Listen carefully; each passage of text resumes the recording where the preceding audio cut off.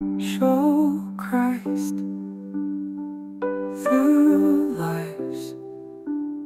Let's show Christ through our own lives.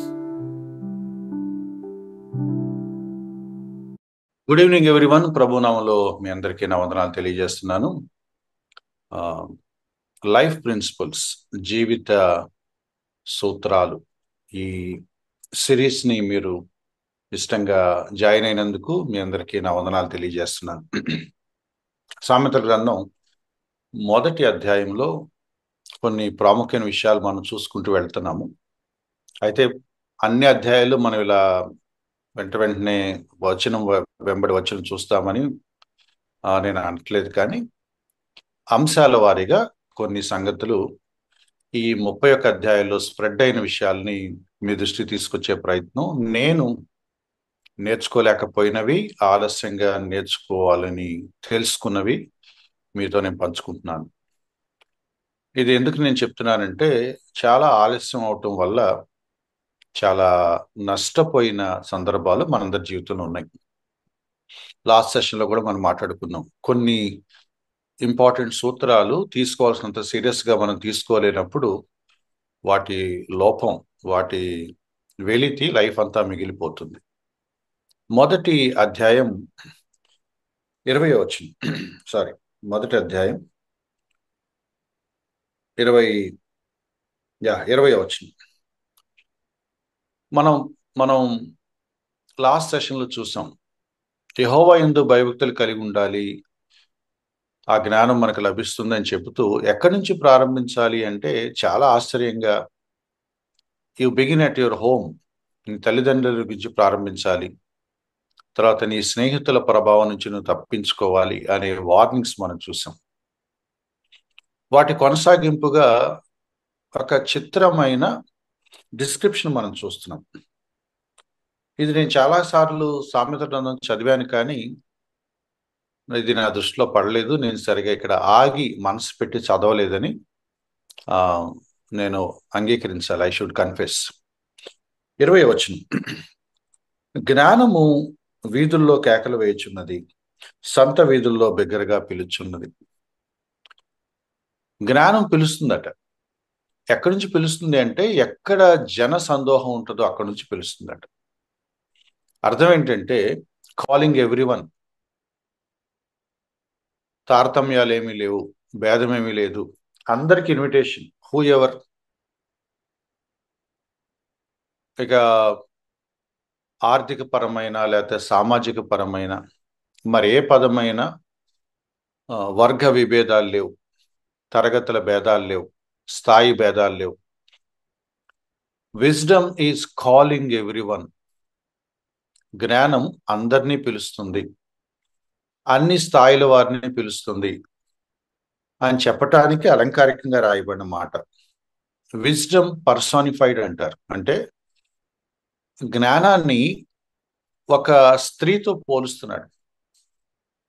ఒక ఆమె సంత వీధుల్లో నిలబడి ప్రజలను పిలుస్తున్నట్లుగా ఒక పిక్చర్ మనం ఊహించుకోమని చెప్తున్నాడు. జ్ఞానం అనే ఒక స్త్రీ ఉందని అనుకోవద్దు. జ్ఞానం అనేది అబ్స్ట్రాక్ట్, ఒక గుణం, ఒక సామర్థ్యం. ఆ జ్ఞానం అనే విషయాన్ని ఒక స్త్రీతో పోల్చాడు, అలంకారికంగానే చెప్తున్నాడు. జ్ఞానం ఏం మాట్లాడుతుందో మనం తెలుసుకున్నప్పుడు, అలంకారికంగా ఏం కన్వే చేయబడుతుందో మనకు తెలిసినప్పుడు, మనం నేర్చుకోవాల్సిన సత్యం ఒకటి అక్కడ ఉంటుంది. సో జ్ఞానం పిలుస్తుందట, వీధుల్లో కేకలేస్తుంది, సంత వీధుల్లో బిగ్గరగా పలుకుచున్నది, గొప్ప సందడి గల స్థలాల్లో ప్రకటన చేస్తుంది, పురద్వారంలోను పట్టణంలోను జ్ఞానం పిలుస్తుంది. Different places, different categories. అంటే సంత వీధులు, వీధులు, సందడి గల స్థలాలు, పురద్వారాలు ఒక ఊళ్ళో ఉండే సిగ్నిఫికెంట్ ప్లేసెస్ అన్నమాట. పురద్వారాలు జనరల్గా పంచాయతీల కోసం వాడేవాళ్ళు, న్యాయాన్ని చేయటానికి. మొర్దెకాయ్ లాంటి వాళ్ళు అక్కడే ఉన్నారు, కూర్చొని వ్యవహారాలు చూశారు. సంత వీధులు, కామన్ పీపుల్ ఉంటారు. అలాగే సందడి గల స్థలాలు, జన సందోహాలు ఎక్కువగా ఉన్నప్పుడు బహుశా ఎంటర్టైన్మెంట్ కోసమో లేకపోతే ఏదన్నా మంచి కార్యక్రమం జరిగినప్పుడు ప్రజలందరూ ఒక చోట పోగవుతారు. సో అకేషన్ ఏదైనప్పటికీ ప్రజలందరూ వారి వారి సందర్భాలు ఏవైనప్పటికీ అన్ని రకాల ప్రజలను, అన్ని తరగతుల ప్రజలను జ్ఞానం పిలుస్తుంది. ఏమని పిలుస్తుంది? 22వ వచనం, జ్ఞానం లేని వారులారా మీరెన్నాళ్ళు జ్ఞానం లేని వారిగా ఉండగోరుదురు. డైరెక్ట్గా జ్ఞానం మనల్ని అడ్రస్ చేస్తుంది. ఏమని అడ్రస్ చేస్తుందంటే, మీరు జ్ఞానం లేని వారు, పిలవటమే జ్ఞానం లేని వారులారా, జ్ఞానం లేని వారులారా మీరు ఎన్నాళ్ళు జ్ఞానం లేనట్లుగా ఉంటారు.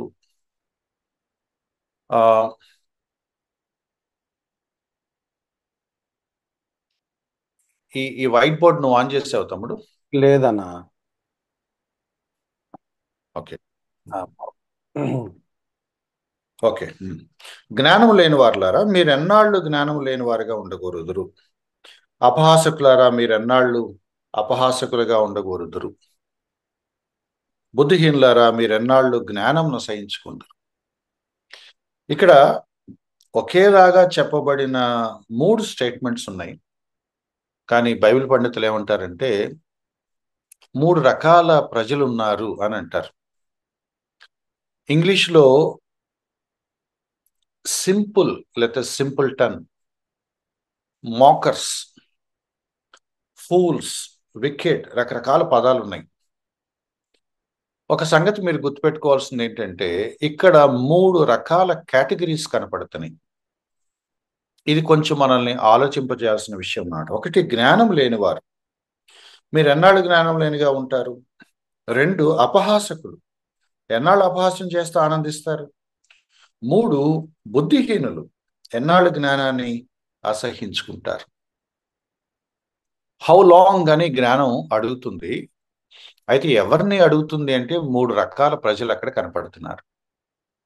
ఒకటి, జ్ఞానము లేనివారు, మొదటి తరగతి ప్రజలు. జ్ఞానం లేనివారు అంటే సామాన్య ప్రజలు, అమాయకులు, కామన్ పీపుల్, ఇగ్నోరెంట్ పీపుల్. వాళ్ళకి ఏమీ తెలియదు, ఊరికినే మోసపోతారు, అమాయకులు. ఎంతకాలం ఇట్లా ఉంటారు? జ్ఞానం తెలుసుకోవాలి కదా మీరు అని జ్ఞానం అడుగుతుంది. 2, అపహాసకులు. వీరెవరు అనంటే వీళ్ళకి ఒక లక్షణం ఉంది, వీళ్ళకి ఒక స్పెషల్ క్వాలిటీ ఉంది. వీళ్ళు అపహాస్యం చేస్తారు. జ్ఞానము లేకపోవటం, అమాయకంగా ఉండటం తప్పు కాదు, అమాయకంగా ఉండిపోవటం తప్పు. అమాయకంగానే ఉండిపోతూ ఏవి నేర్చుకోలేకపోవటం తప్పు, మొదటి కేటగిరీ. చాలాసార్లు మాకు తెలివి లేదండి అనే పేరు మీద కొంతమంది అలాగే ఉంటారు. నాకు కొంతమంది దైవ సేవకులు తెలుసు, వాళ్ళతో ఏదైనా ఒక సత్యం గురించి డిస్కస్ చేస్తూ ఉంటే వాళ్ళు ఏమంటారు, సురేష్ గారు మీకు తెలిసినంత బైబిల్ నాది మాకు లేదు సార్, మేమేదో చదువురాని వాళ్ళం సార్, చిన్న సేవ చేసుకుంటున్నాం సార్ అంటారు. నేను వాళ్ళతో ఏమనేవాడినంటే, ఆ మాట అన్నారు ఓకే, ఎంతకాలం అదే మాట చెప్పుకుంటా ఉంటారు? ఇది కరెక్ట్ కాదు ఈ బోధ అని అంటున్నప్పుడు, అయ్యో అవునా నాకు తెలియదండి, ఇది నేను అర్జెంటుగా ఇది పద్ధతి మార్చుకోవాలని అనుకోకపోగా తెలియదు అనే మాట చెప్పేసి అబద్ధ బోధన కంటిన్యూ చేద్దామా? మన వ్యక్తిగత జీవితాల్లో కూడా కొన్ని నిర్ణయాలు తీసుకుంటాం. ఏంటి ఇటువంటి పని చేశారు, ఎంత పిచ్చి పని చేశారు ఏంటంటే తెలియలేదండి అంటారు. అయిపోయిందా? సమర్థించుకుందామా? తెలీదు, కరెక్టే, కానీ తర్వాతైనా తెలుసుకోవాలిగా, తర్వాతైనా తెలుసుకోవాలి కదా, అది మళ్ళీ రిపీట్ అవ్వకుండా చూసుకోవాలి కదా. మొదటి తరగతి ప్రజలు మాకు జ్ఞానం లేదు అని చెప్తారు, నేర్చుకుంటారా అనేది ప్రశ్న. ఇప్పుడైనా తెలుసుకుంటారా? లేదని రియలైజ్ అయినప్పుడు, లేదని ఒప్పుకున్నప్పుడు నేర్చుకుంటారా? మాకు అవసరం అని ఒప్పుకుంటారా? రెండో కేటగిరీ ఎవరంటే వీళ్ళకి జ్ఞానము లేదు కానీ అపహాస్యం చేస్తారు. జ్ఞానం లేదు కానీ జ్ఞానాన్ని అపహాస్యం చేస్తారు. అపహాస్యం చేస్తూ ఆనందిస్తారట. జ్ఞానంలో ఆనందించడం కాదు, జ్ఞానం లేకపోవటాన్ని అరే నా జ్ఞానం లేదని బాధపడటం కూడా కాదు. జ్ఞానాన్ని అపహాస్యం చేస్తూ ఆనందిస్తారు. They mock and they enjoy. ఎగతాళి చేస్తారు. మూర్ఖత్వం ఎలా ఉంటుందో చెప్తున్నాడు. మూర్ఖత్వం అంటే ఏంటంటే జ్ఞానాన్ని ఇష్టపడటం కాదు, జ్ఞానాన్ని ఎగతాళి చేయటం. జ్ఞానాన్ని ఎగతాళి చేయటంలో ఒక ఆనందాన్ని పొందటం. బయట మీరు ఈరోజు సోషల్ మీడియాని చూస్తే ట్రాలింగ్ అనే ఒక కల్చర్ వచ్చింది. ఈ ట్రాల్ చేసే వాళ్ళందరూ చదువురాని దద్దమ్మలే, ఏమి తెలియదు, జీరో నాలెడ్జ్, చదవరు, తెలుసుకోరు, నేర్చుకోరు. కానీ ఎంత వరస్ట్గా మాట్లాడతారంటే they mock people, they troll people, they insult people, they abuse people. అపహాస్యం చేస్తా ఆనందించడమే వాళ్ళ పని. నేను ఒకసారి ఇప్పుడు ఒక కాఫీ షాప్కి వెళ్ళాను. ఒక రిక్షా అతను లుంగి కట్టుకొని భుజాన కండవ వేసుకొని ఆ టీవీ దగ్గర నిలబడి క్రికెట్ లైవ్ షో చూస్తున్నాడు. చూస్తా మధ్యలో ఈ ధోనిని తిడుతున్నాడు. ఈయన ఎవడు దించాడు, ఈ టైంలో ఆడేళ్ళటం ఏంటి అంటున్నాడు. అంటే ఒక రోడ్డు మీద ఒక illiterate rickshaw puller, he's talking about international cricket, international ప్లేయర్ని తిడుతున్నాడు. ఒక అడుగు ముందుకెళ్ళి ఏమన్నా అంటే నన్ను పంపించినా పోయేది, వీడెళ్ళాడు ఏంటి అంటున్నాడు. అంటే మూర్ఖత్వం యొక్క పరాకాష్ఠ మీరు చూడండి. దేని గురించి అయితే మనం మాట్లాడుతున్నామో దాని గురించి వాళ్ళకి నామమాత్రంగా కూడా వాళ్ళకి అవగాహన ఉండదు. అతను ఏనాడు అంతర్జాతీయ స్థాయి శిక్షణ తీసుకోలేదు. ఆ బ్యాట్ ఎలా ఉంటుందో పట్టుకొని ఎరగడు. ఆ గ్రౌండ్ స్టేడియంలో చూసుండడు, అడుగు పెట్టి ఉండడు. కొన్ని లక్షల మంది చుట్టూ ఉంటే అంత ఒత్తిడిలో కూడా వాళ్ళు అనుకున్న టార్గెట్, ఆ ప్లేయర్స్ ఎలా ఆడతారో ఆ సమయం, ఆ కెపాసిటీ వాళ్ళకి తెలియదు. And they are talking about him. ఎగతాళి చేయటం, మళ్ళీ అపహాస్యం చేయటం. ఇది నేను ఊరికనే మీకు అర్థం అవటానికి సాధారణ ఉదాహరణ చెప్తున్నాను. కానీ విశ్వాస జీవితంలో కూడా మనకు తెలియని అనేక సంగతుల గురించి మనం మాట్లాడి ఎదుటి వాళ్ళని అపహాస్యం చేస్తాము. ఒక ఆయన హోలీ స్పిరిట్ గురించి మాట్లాడుతున్నాడు, ఏదేదో మాట్లాడుతున్నాడు. నాకు చూసి నువ్వు ఎప్పుడైనా చదివావా అన్నాను. కోపం వచ్చింది. ఇందులో చదివేదే ఉంటుంది సార్, చదవసర్లా అంటున్నాడు. See, he is fighting about a doctrine which he never studied. And he is arguing with other people. ఒక్కసారి నన్ను స్టడీ చేసావా అంటే స్టడీ చేసిన అవసరం ఏముంది అంటున్నాడు. స్టడీ చేయకుండా ఏం మాట్లాడతావు, తెలుసుకోకుండా ఏం మాట్లాడతావు, నువ్వు దేని గురించి మాట్లాడుతున్నావో తెలియకుండా ఎలా మాట్లాడతావు? ఇందులో ఉన్న వైవిధ్యం చూడలేదు, విడ్డూరం చూడండి. జ్ఞానం లేదు కానీ అపహాస్యం చేస్తారు. మొదటి కేటగిరీ జ్ఞానం లేదు, అలాగే ఉండిపోవాలని అనుకుంటారు, అది ఒక సాక్గా చెప్పుకుంటారు. నాకు తెలియదండి అనేది సాకు, నేర్చుకోవాలని ఇంట్రెస్ట్ ఉండదు. రెండో వాళ్ళు నేర్చుకోకపోగా నేర్చుకున్న వాళ్ళని చూసి ఎగతాళి చేస్తూ ఉంటారు. స్కూల్లో చదువుకునే పిల్లలు మీరు చూడండి, ఆడు చదువుకుంటా ఉంటే వీడు చూసి అబ్బో తయారయ్యాడు రా పెద్ద టాపర్, దేశాన్ని ఉద్ధరించేస్తున్నాడు. చదివేవాడిని చదవనివ్వరు. ఈవెన్ స్పిరిచువల్ లైఫ్లో కూడా కొంతమంది, నేను ఇవాళ బయటికి రానండి, నేను కొంచెం ఫాస్టింగ్ ఉందాం అనుకున్నాను, ఇవాళ బయటికి రానంటే ఏమంటారు, అబ్బో బయలుదేరారు ప్రార్థనా పరులు. ఓ అలాగండి, చేసుకోండి అని అనరు. They mock people. ఇది మనందరి జీవితంలో ఉంటుంది. I can give you countless examples where we speak and we exhibit our foolishness. జ్ఞానులను చూసి అపహాస్యం చేయటం మానండి. తెలియని విషయాలు తెలియదని ఒప్పుకోండి. నేను నేర్చుకోవాలండి, నాకు దీని గురించి ఐడియా లేదండి అంటూ నేర్చుకోండి. అపహాస్యం చేస్తే అర్థం ఏంటి? అది మన మూర్ఖత్వాన్ని బయట పెట్టుకోవటం. మూడో కేటగిరీ ఉన్నారట, వాళ్ళకి ఇంకో పేరు ఉందట, బుద్ధిహీనులు అనే పేరు పెట్టారట. అంటే అపహాస్యకుల కంటే ఒక అడుగు మెట్టు పైన ఉన్నారు వాళ్ళు. అంటే వాళ్ళకి ఇక బుద్ధి అనేది జీరో, కామన్ సెన్స్ లేదు, కంప్లీట్ ఫూలిష్ పీపుల్ అన్నమాట. ఏం చేస్తారట వాళ్ళు? జ్ఞానాన్ని అసహ్యించుకుంటారు. They hate wisdom, they hate wisdom. ఈ అపహాస్యం చేసేవాడిని మనం వెళ్ళి కాస్త తిట్టి నోరు వేషాలు వేస్తున్నారు అంటే వాడేమన్నా ఆగుతాడేమో, కానీ ఈ మూడో వాడు ఆగడు. వాడికి అసలు వినటం ఇష్టం ఉండదు, నేర్చుకోవటం ఇష్టం ఉండదు, ఎవరు చెప్పినా వాడు వినిపించుకోడు, ఏ సత్యం వాడి చెవికెక్కదు, వాడు ద్వేషించడం నేర్చుకుంటాడు. చాలా మంది స్కూల్కి ఎందుకు వెళ్ళరు? చిన్నప్పుడు మధ్యలోనే డ్రాప్ అవుట్స్ ఎందుకు అవుతారు? ఆ తర్వాత ఇంకెప్పటికీ విద్యాలయానికి వెళ్ళరు, ఎప్పటికీ పాఠశాలకు వెళ్ళరు, ఎప్పటికీ చదువుకోరు. లైఫ్ అంతా కూడా చదువు రానోళ్ళుగానే మిగిలిపోతారు. కానీ వాళ్ళతో మీరు మాట్లాడేటప్పుడు చూడండి, they never regret in their life, because they hate learning, they hate wisdom. There are some people అప్పుడు చదువుకుంటే బాగుండేదండి అని రిగ్రెట్ అయ్యేవాళ్ళు ఉంటారు. ఇప్పుడు కాబట్టి చదువుకొని మాత్రం ఏం చేస్తున్నారు జనాలు అని అనేవాళ్ళు కూడా ఉన్నారు. They hate wisdom. 3 కేటగిరీస్ ఉన్నాయి మై డియర్ ఫ్రెండ్స్. జ్ఞానం లేకపోవటం, అమాయకత్వం, తెలుసుకోలేకపోవటం.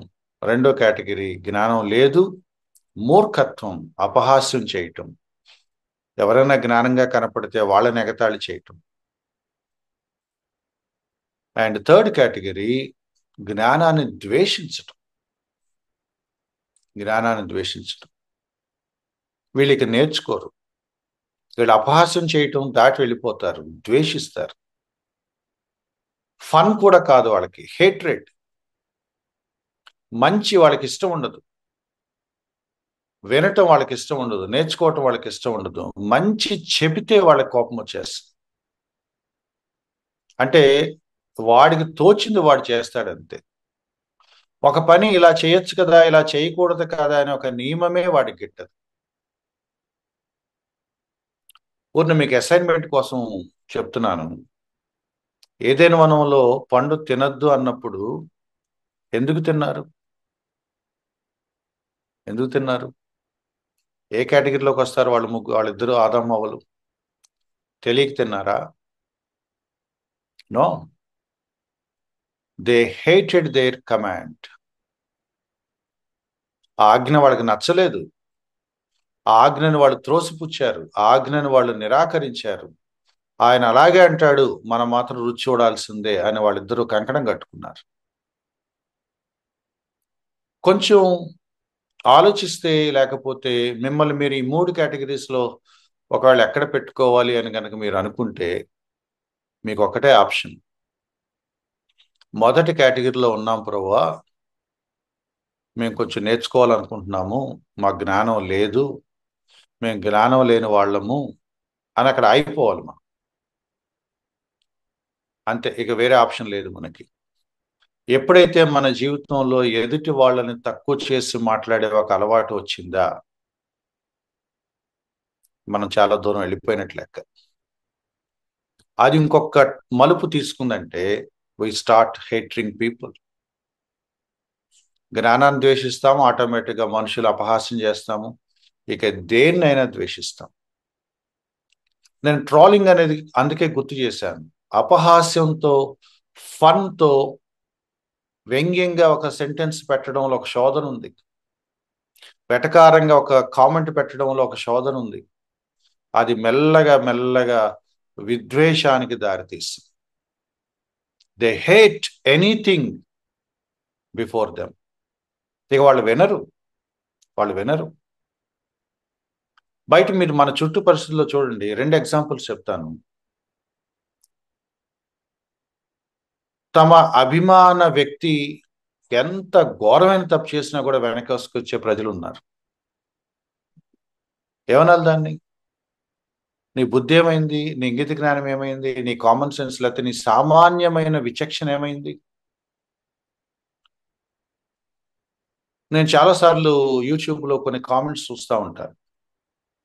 అబద్ధ బోధకుడు అయినా కూడా, ఆయన అబద్ధ బోధ చేశాడని తెలిసినా కూడా, అది బాగలేదని వాళ్ళకు కూడా తెలుసు. కానీ దాని కింద అన్న అనాయింట్మెంట్ అని అంటూ ఉంటారు. నేను కొన్ని పాటలు చూశాను. ఆ పాటల్లో ఏముంటుందో నాకు తెలియదు. ఆ లిరిక్ ఏం రాశారో తెలియదు. ఆ రాసిన వాడిని కూర్చోబెట్టి అడుగుదామని ఒకసారి కోపం వస్తుంది. నాకు ఏం రాశావు బాబు అని. కింద ఏమంటాడు, అన్న ఈ పాట వింటుంటే కన్నీళ్ళు వచ్చేస్తున్నాయి అన్న. ఆత్మాభిషేకం, హోలీ స్పిరిట్ నన్ను టచ్ చేశాడన్న. అంటే ఏమవుతుందో తెలుసా? సామాన్యమైన విచక్షణకు దూరం అయిపోయి, నీకు నచ్చితే అది మంచిదే, నీకు నచ్చకపోతే అది చెడు. అయితే నువ్వు ఒక చెడుని వెనకేసుకొస్తున్నావు గుడ్డిగా. ఆ చెడు కోసం ఎవరితో అయినా పోరాడుతున్నావు, లేదా ఆ మంచిని ద్వేషించే స్థాయికి వెళ్ళిపోతున్నావు. నేను సోషల్ మీడియా ఎగ్జాంపుల్ చెప్తున్నాను మీకు అర్థం అవటం కోసం, కానీ ఇదే అవలక్షణం విశ్వాసుల్లో కూడా ఉంది. We hate people. విశ్వాసులు అనబడే వాళ్ళు వేరే డినామినేషన్ వాళ్ళని ద్వేషిస్తారు, వేరే సంఘానికి వెళ్ళే వాళ్ళని ద్వేషిస్తారు. మనది కాని వేరే ఫెలోషిప్ అంటే నీకు ద్వేషం ఎందుకు వస్తుంది? Because we lack wisdom. Common sense పోయిందనమాట, మూర్ఖత్వం పెరిగిపోతుంది. ఇక రాసిన మాట మీరు చూడండి, బుద్ధిహీనులు.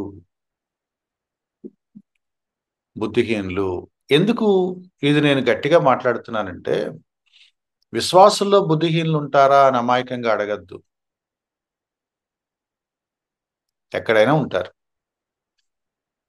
విశ్వాసుల్లో బుద్ధిహీనులు ఉంటారు, విశ్వాసుల్లో అమాయకులు ఉంటారు, విశ్వాసుల్లో అపహాస్యకులు ఉంటారు, విశ్వాసుల్లో జ్ఞానాన్ని ద్వేషించే వాళ్ళు కూడా ఉంటారు. బోధకుల్లో కూడా బుద్ధిహీనులు ఉంటారు, బోధకుల్లో కూడా మూర్ఖులు ఉంటారు, బోధకుల్లో కూడా గుడ్డిగా మాట్లాడేవాళ్ళు ఉంటారు, బోధకుల్లో కూడా ఏమీ తెలియకుండా తెలిసినట్టు మాట్లాడే బోధకులు కూడా ఉన్నారు. సేవకులు, విశ్వాసులు, నాయకులు ఎవరు అతీతులు కాదు. 3 కేటగిరీస్ మాట్లాడుతున్నాడు సొలొమోను. మీ జ్ఞానం లేదా? లేదని ఒప్పుకోండి, నేర్చుకోవటానికి ఆసక్తి చూపించండి. అది దాటి వెళ్ళారా మీరు అపహాస్యకులు అయిపోతారు, మీరు ద్వేషించే వాళ్ళు అయిపోతారు, బుద్ధిహీనులు అయిపోతారు.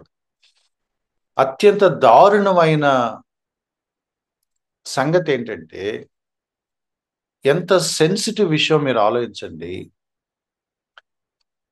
నాకు మంచి వద్దు అని ద్వేషించే వ్యక్తిని ఏమనాలి?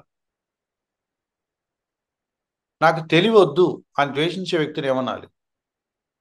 నాకు బుద్ధి వద్దు, నాకు ఆలోచన విధానం వద్దు, నాకు వివేకం వద్దు, నాకు కామన్ సెన్స్ నాకు అవసరం లేదు అనే వ్యక్తిని ఏమనాలి? నేర్పిస్తానంటే కూడా నేర్చుకోను అనే వ్యక్తులను ఏమనాలి? మీకు సరిగా తెలియదు ఈ విషయం, తెలుసుకోండి అని అన్నప్పుడు అవునండి అని అనకపోగా నాకు అవసరం లేదు అనేవాడిని ఏమనాలి? అన్నిటినీ కలిపి ఒక లైన్లో చెప్పాలంటే, మనందరిలో, మన స్వభావంలో, I'm talking about exclusively believers గురించి మాట్లాడుతున్నాను, మనందరిలో ఉన్న ఒక సాధారణమైన లోపం ఏంటంటే, we don't like wisdom, we hate wisdom, we never desire wisdom. ఆదామవ్వలు జ్ఞానం లేక పండుతున్నారు, లేదా జ్ఞానాన్ని త్రోసిపెట్టి పండుతున్నారు. No other reason. కింద ఒక అలంకారికంగానే ఆ సంభాషణ కొనసాగిస్తూ ఈ జ్ఞానం అనబడే ఆ స్త్రీ మాట్లాడుతుంది. ఏముందంటే 23వ వచనం, నా గద్దింపు వినండి, నా ఉపదేశం మీకు తెలియజేస్తాను. 24 నుంచి 28 వరకు చాలా బాధాకరమైన ఒక వార్నింగ్ ఇస్తుంది అనమాట. అదంతా నేను చదవట్లేదు, బట్ దాని సినాప్సిస్ నేను చెప్తున్నాను. నేను మిమ్మల్ని వెంటబడి పిలిచినప్పుడు మీరు రెస్పాండ్ అవ్వలేదు, కాబట్టి మీకు రేపో మాపో ఒక సమస్య వస్తుంది, ఒక ఆపద వస్తుంది, ఒక కీడు వస్తుంది, లేదా ఒక క్రిటికల్ కండిషన్ వస్తుంది. అప్పుడు మీరు నా కోసం వెతుకుతారు. అప్పుడు నేను, ఇది ట్రిక్కీగా ఉంది చూడండి ఈ మాట. ట్రిక్కీ అంటే పన్ అంటాము. 26 వచ్చింది, 27లో కూడా ఉంది. 26 లాస్ట్ మాట, 27 లాస్ట్ మాట. అప్పుడు నేను అపహాస్యం చేస్తాను. పన్ అనమాట, అంటే ప్రతీకారం అనమాట. మీకు అవసరమైనప్పుడు నేను మీకు దొరకను. అప్పుడు నేను అపహాస్యం అంటే ఫిగరేటివ్గా చెప్పిన ఒక ఇది. అంటే నేను వెంటబడి పిలిచినప్పుడు మీరు అపహాస్యం చేశారు కదా, రేపు మీకు నిజంగా అవసరమైనప్పుడు నేను చేస్తాను. అంటే అర్థం ఏంటంటే జ్ఞానం ఏదో ప్రతీకారం తీర్చుకుంటుందని కాదు, కానీ దొరకదని. మీకు అవసరమైనప్పుడు జ్ఞానం దొరకదు. నేను మనీ మేనేజ్మెంట్ మినిమం తెలుసుకోలేదు. ఫర్ ఎగ్జాంపుల్, మినిమం తెలుసుకోలేదు. ఎవరైనా చెప్పినా కూడా అంత అవసరం ఏముందండి అని అన్నాను. ఓ రోజు గవుక్కు నేను మోసపోయి 2 లక్షలు 3 లక్షలు నష్టపోయాను. రాత్రికి రాత్రి నాకు ఫైనాన్షియల్ విజ్డమ్ వస్తుందా? నేను మొరపెడితే వస్తుందా? నేను బ్రతిలాడుకుంటే వస్తుందా? I'm at loss. సో జ్ఞానం ఏమంటుందంటే, you will know the value of wisdom when you are in a fix. సమస్య వచ్చినప్పుడు, ఆపద సంభవించినప్పుడు, లేదా నువ్వు ఒక 4 రోడ్ల మధ్యలో ఇరుక్కుపోయినప్పుడు, క్రాస్ రోడ్స్లో ఉండి ఏం చేయాలో అర్థం కానప్పుడు, ఒక సందిగ్ధంలో ఉన్నప్పుడు, then you will realize my value. And sometimes నీకు దొరకదు. నువ్వు రియలైజ్ అయిన వెంటనే నీకు జ్ఞానోదయం బల్బ్ వెలిగినట్టు ఎలగదు. సంవత్సరాలుగా నేర్చుకుంటే వచ్చే పరిణతి, అయ్యో నేను నేర్చుకుంటే బాగుండని అనగానే రాదు. అది బ్లింక్ ఆఫ్ సెకండ్లో నీకు రాదు. అది నువ్వు నేర్చుకోవాలి కన్సిస్టెంట్గా.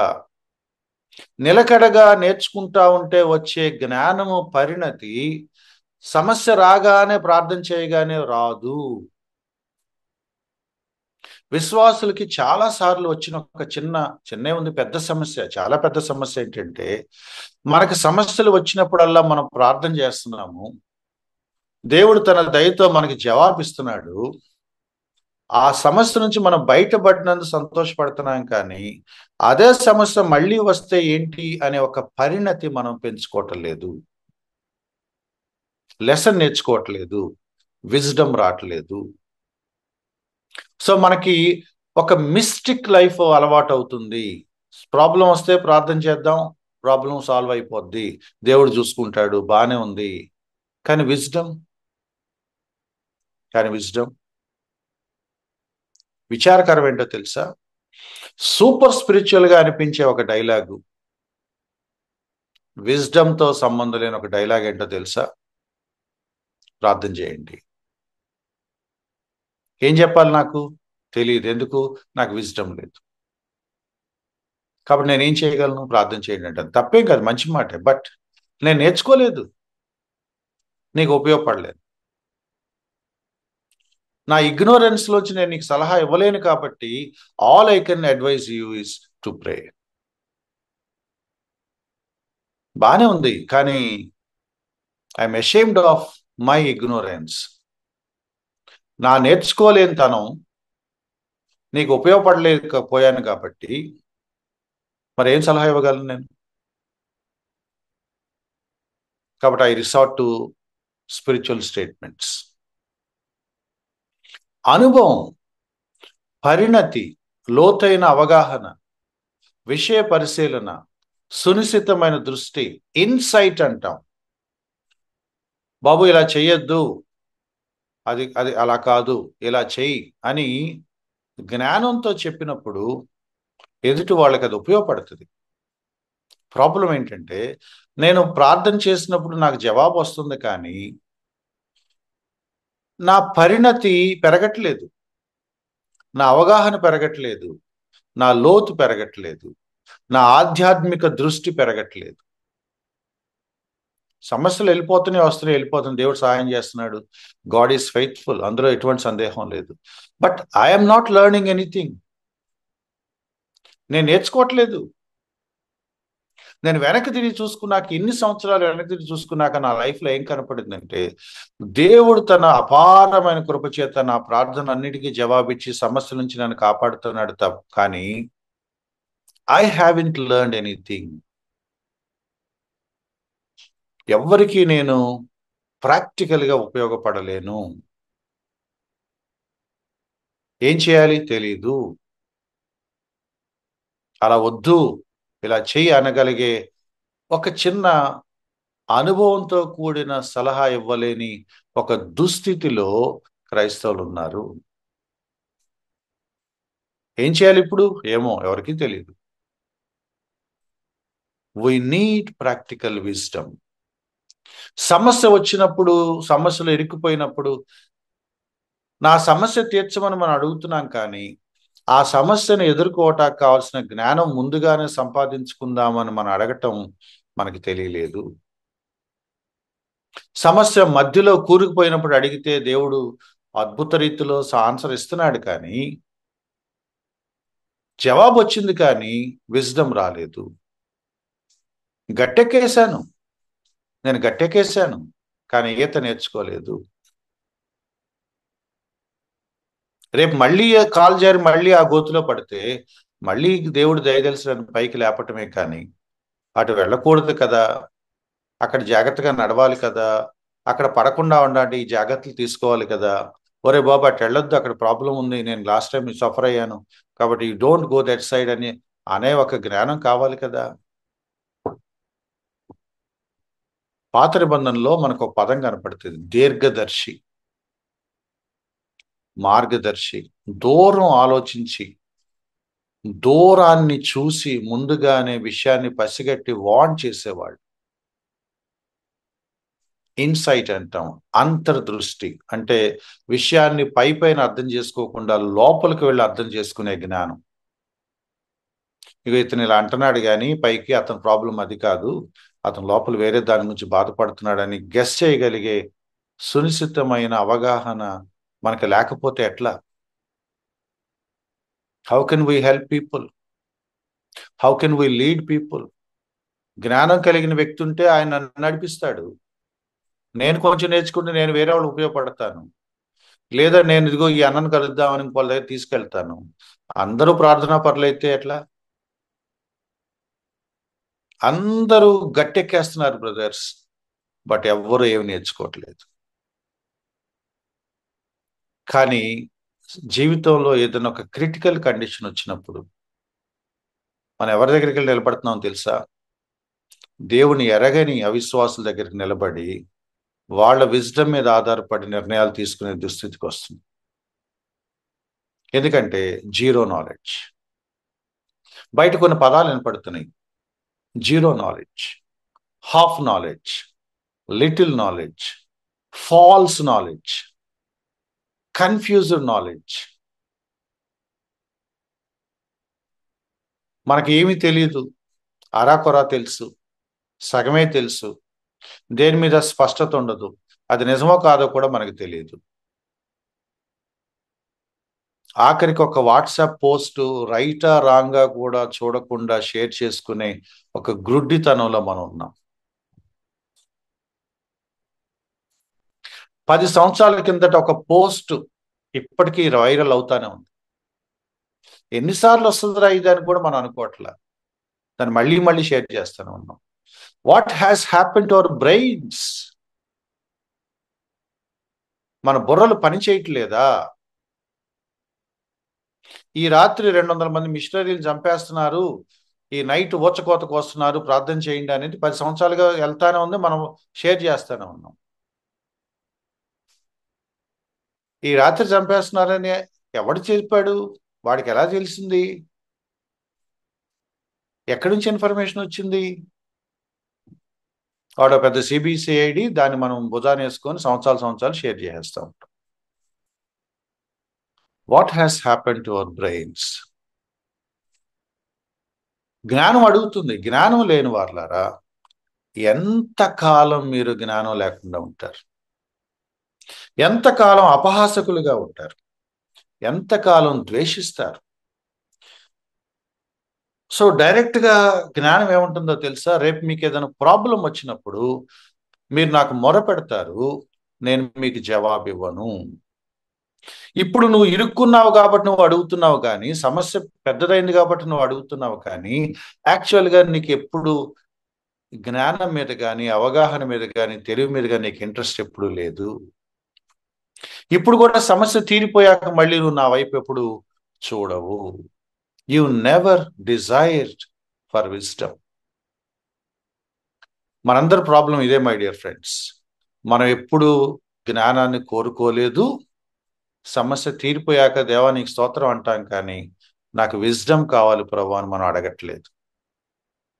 ఒక ఆయన సాల్వ్ చేసే ఒక ఆయన ఉన్నాడు కాబట్టి బ్రతుకు వెళ్ళదీసేస్తున్నాము, కానీ ఆయనే చెప్తున్నాడు యు డిజైర్ ఫర్ విజ్డమ్.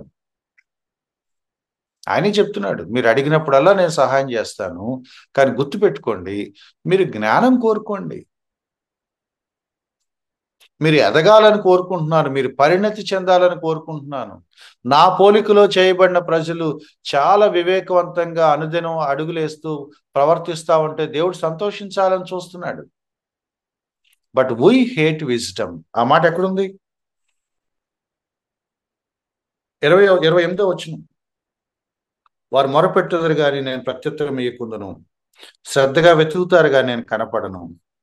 29. ఎందుకంటే జ్ఞానము వారికి అసహ్యమైంది, యెహోవా యందు భయభక్తులు కలిగి ఉండుట వారికి ఇష్టం లేకపోయింది. We hate God. We hate wisdom. దేవుని యందు భయభక్తులు కలిగి ఉండాలని డిజైర్ మనకు లేదు. విచారం ఏంటో తెలుసా? విశ్వాసులందరికీ వచ్చిన సమస్య ఏంటో తెలుసా? యెహోవా యందు భయభక్తులు కలిగి ఉండాలనే కోరిక మనకు లేదు. యెహోవా మాత్రం అడిగినప్పుడల్లా ప్రత్యుత్తరం ఇవ్వాలి.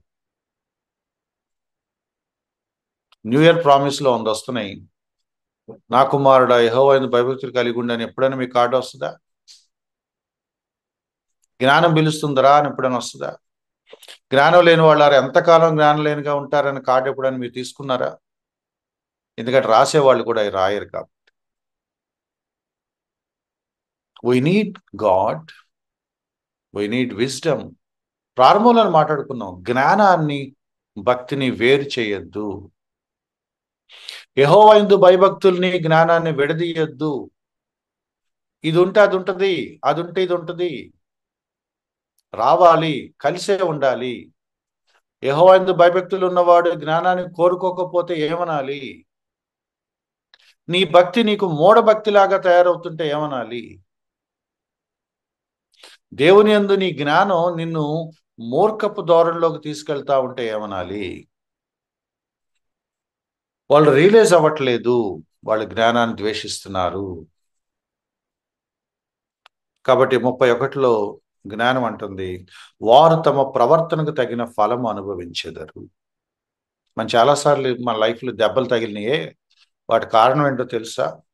2. 1 మన మూర్ఖత్వం, 2 జ్ఞానం నేర్చుకోవాలని ఆ తర్వాత కూడా మనకి బుద్ధి రాకపోవటం. 1 స్వయంకృతాపరాధం, మూర్ఖత్వంతో తెలివి తక్కువతనంతో పిచ్చి పనులు చేసి పిచ్చి నిర్ణయాలు తీసుకున్నాము. బుద్ధి వచ్చాక కూడా, చేతులు కాలిన తర్వాత కూడా దీనికి సంబంధించి నాకు ప్రాపర్ జ్ఞానం లేదు అని రియలైజ్ అవ్వకపోవటం. చేతులు కాలిన తర్వాత కూడా నేర్చుకుందామని అనుకోకపోవటం. సమస్య తీరిపోయింది కాబట్టి మళ్ళీ భయభక్తులు కలిగి ఉండాలి, నేర్చుకోవాలనే సంగతి వదిలేయటం. 32వ వచనం చాలా, లేకపోతే 31లో లాస్ట్ మాట చూడండి, ఎంత పవర్ఫుల్ గా ఉందంటే, షార్ప్ గా. తమకు వెక్కసమగు వరకు తమ ఆలోచనలు అనుసరించదు. Is the human nature. నీ సొంత నిర్ణయాలు నువ్వు ఎంతకాలం తీసుకుంటావంటే, నీకు వెక్కసం అయ్యే వరకు కూడా నువ్వు నీ సలహాలే తీసుకుంటావు, వేరే వాళ్ళ సలహాలు తీసుకోవు, దేవుడి మాట అసలు వినవు. నీకు విసుగు వస్తుందా అంటే రాదు వాస్తవానికి. అప్పుడేదో జరిగిందని పెద్ద జరుగుద్దా అంటాడు, మళ్ళీ అదే పని చేస్తాడు. నాకు నచ్చినట్టుగా బ్రతకటం, నాకు తోచినట్టుగా చేయటం, నాకు ఇష్టానుసారంగా ప్రవర్తించడం తప్ప దేవుడు దేవుని యందు భయభక్తులు కలిగి ఉంటాం, దేవుని దగ్గర జ్ఞానాన్ని అడిగి తెలుసుకోవటం, నన్ను నడిపించు ప్రభా, నాకు నేర్పించు ప్రభా, నేను ఏం చేయాలి ప్రభా అని అడగలేకపోవటం, that's our problem my dear friends. ఆఖరి మాట అంటున్నాడు 33, నా ఉపదేశం అంగీకరించేవాడు సురక్షితంగా ఉంటాడు. ఆ పై వచనం చెప్తుంది, అది లేనివాడు నాశనం అవుతాడు. 32, 33 మీరు చూడండి, పెద్ద మాటలే ఉన్నాయి. నాశనం అవుతాడు, నిర్మూలం అయిపోతారు, కీడు వచ్చినప్పుడు వాళ్ళకి పీస్ ఉండదు, ప్రాబ్లం వచ్చినప్పుడు వాళ్ళు స్టేబుల్గా ఉండలేరు. బట్ బాటమ్ లైన్ ఏంటో తెలుసా? ఉపదేశం అంగీకరించేవాడు, జ్ఞానం నేర్చుకునేవాడు, దేవుడు నేర్పించినప్పుడు లెసన్ నేర్చుకునేవాడు సేఫ్గా ఉంటాడు. నేర్చుకోలేనివాడు same old problem, same old foolishness, again and again, again and again, again and again దెబ్బలు తింటానే ఉంటారు. మళ్ళీ అతి భక్తితో ఏముంటుంది, ఎందుకు బ్రదర్ పద్దాక నాకే వస్తుంది ఈ ప్రాబ్లం? ఆన్సర్ ఏంటి తెలుసా? ఎందుకంటే నువ్వు నేర్చుకోలేదు కాబట్టి.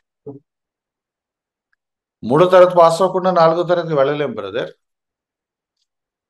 మళ్ళీ మళ్ళీ రాయాల్సిందే బ్రదర్ అంటాడు దేవుడు. Until you learn this lesson you cannot go in to the next level. రావట్లేదు, నేర్చుకో, మళ్ళీ వస్తుంది, మళ్ళీ సేమ్ ప్రాబ్లం, మళ్ళీ సేమ్ ఫూలిష్నెస్. ఎన్నిసార్లు తప్పుతూ కూడా వయ్యనాలు అడుగుతావు? ఆయన ఏమంటున్నాడంటే, రెండే కొల్లమానాలు, నా ఉపదేశం అంగీకరించేవాడు సేఫ్గా ఉంటాడు. నీ అంతటి నువ్వు సమస్యలు కొని తెచ్చుకుంటున్నావంటే you are the reason, because you hated my teaching, you hated my instruction. నా విజ్డమ్ని నువ్వు ద్వేషించావు. ద్వేషించడం అంటే ఏదో తిట్టడం కాదు, అది నేర్చుకోవడానికి మనసే లేదు. That it self is hating wisdom. అందుకని 2వ అధ్యాయంలో మళ్ళీ ఎంకరేజ్ చేస్తున్నాడు, నా కుమారుడా, నా మాటలు అంగీకరించు, నా ఆజ్ఞలు నువ్వు దాచుకో, జ్ఞానానికి చెవియొగ్గి హృదయపూర్వకంగా నువ్వు చూడండి, వివేచన అభ్యసించాలి, తెలివికై మొరపెట్టాలి, వివేచనకై మనవి చేయాలి, వెండిని వెతికినట్లుగా దాన్ని వెతకాలి, దాచబడిన ధనాన్ని వెతికినట్లుగా దాన్ని వెతకాలి. డిజైర్ ఫర్ విజ్డమ్ ఎంత స్ట్రైట్ గా ఉందో చూడండి. 3వ వచనం, యు ప్రే ఫర్ ఇట్, మొరపెట్టండి, అడగండి. మనం చాలా సార్లు సమస్యను తీసేయి ప్రవ్వా, ప్రాబ్లం సాల్వ్ చేయి ప్రవ్వా అని మొరపెట్టి బ్రతిమలాడుకున్నంత ఎర్నెస్ట్గా నా లైఫ్లో నేను ఎప్పుడు తెలివి నాకు ఇవ్వు ప్రవ్వా నేను అడగలేదు. భక్సింగ్ గారు అనుకుంటా ఈ ఎగ్జాంపుల్ చెప్పారు, మమ్మల్ని శోధనలోని ప్రవేశించనివ్వక అనే మాటకి బహుశా ఆయన అన్న ఎగ్జాంపుల్ ఏంటంటే, చాలాసార్లు మనం శోధనలో ప్రవేశించాక ఆ మాట మాట్లాడుతాం. Before you enter any temptation you pray this prayer అని యేసుక్రీస్తు వారు అన్నారు. శోధనలో పడ్డాక కాపాడమని అడగటం కాదు, అన్నీ బాగున్నప్పుడే భవిష్యత్తులో వచ్చే శోధనలో పడనివ్వక అని అడగటం నేర్చుకోండి అంటున్నారు. That's the wisdom. సమస్యలో ఇరుక్కున్నాక సహాయం చేయమని అడగటం ఓకే, చేయకూడదని అంటలేదు, కానీ సమస్య రాకముందే సమస్య నుంచి తప్పించమని అడగటం, సమస్యలో పడకూడదని అనుకోవటం, పడకుండా ఉండటానికి కావాల్సిన జ్ఞానం నాకు ఇవ్వు ప్రభు అని అడగటం కూడా మంచిది కదా. జ్ఞాని అయిన సొలొమోను దాన్ని మనకు నేర్పిస్తున్నాడు. నా కుమారుడా, యు ప్రే, యు ప్రే, మొరపెట్టు, మనవి చేయి. ఇక్కడ బంగారం ఉందంట అని ఎవరని అంటే ఆ గదంతా నువ్వు ఎలా ఎతుకుతావు? ఏదో వస్తువు పడిపోయిందంట అంటే అది దొరికే వరకు ఎలా ఎతుకుతావు? You desire for wisdom until you find it. Crave for it, long for it. నా జ్ఞానం కావాలి ప్రభువా, వివేచన కావాలి ప్రభువా, తెలివి కావాలి ప్రభువా. మనవి చేయండి, అడగండి. 5వ వచనం అంటున్నాడు, అప్పుడు యెహోవా యందు భయభక్తులు కలిగి ఉండుట ఎట్టిదో నీవు గ్రహించెదవు, దేవుని గూర్చిన విజ్ఞానము నీకు లభించును. మళ్ళీ గుర్తు చేస్తున్నాడు, యెహోవాయే జ్ఞానం ఇచ్చేవాడు, తెలివి వివేచన ఆయన నోట నుండి వచ్చును. సో ఇక్కడ పాయింట్ చూడండి, you pray for it, you desire for it. మళ్ళీ వెనక్కి వస్తున్నాడు, మొదటి అధ్యాయం ప్రారంభ మాటలకు వెళ్తున్నాడు. బాబు గుర్తుపెట్టుకోండి, God is the source of wisdom, God is the source of knowledge. దేవుణ్ణి పట్టుకోండి, దేవుని యందు భయభక్తులు కలిగి ఉండండి, దేవుని దగ్గర నేర్చుకోండి. నాకు జ్ఞానం కావాలి, వివేచన కావాలి, తెలివి కావాలి, బుద్ధి కావాలి, సమయస్ఫూర్తి కావాలి, సమయానికి తగిన విచక్షణ నాకు కావాలి అని దేవుణ్ణి మొరపెట్టుకోండి. ఒక బంగారాన్ని వెతికినట్టు వెతకండి, ఒక దాచబడిన ధనాన్ని వెతికినట్టు వెతకండి. దేవుడి దగ్గర మనవి చేయండి, డిజైర్ ఫర్ విజ్డమ్. నాకు జ్ఞానం కావాలి అని నువ్వు ఎంతగా ప్యాషనేట్గా దేవుణ్ణి అడుగుతావో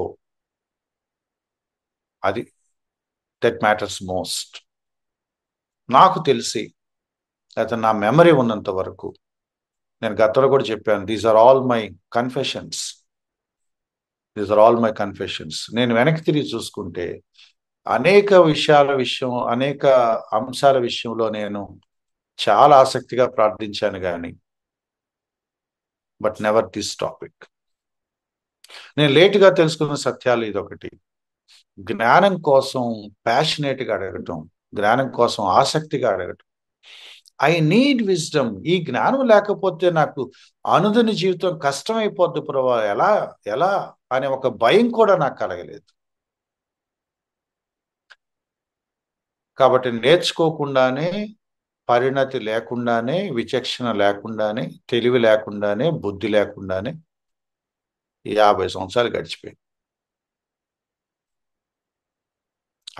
I'm ashamed of my life when I look back. Can anyone look at me and say, this guy is really, a wise boy, my wise man అని ఎవరన్నా అంటారా మనం చూసి? చాలా తెలియగలడండి, చాలా జ్ఞానవంతుడండి, చాలా బుద్ధిమంతుడండి, ఎలా మాట్లాడాలో తనకు తెలుసు, ఎంత మాట్లాడాలో తెలుసు. We talk about other people in the society who are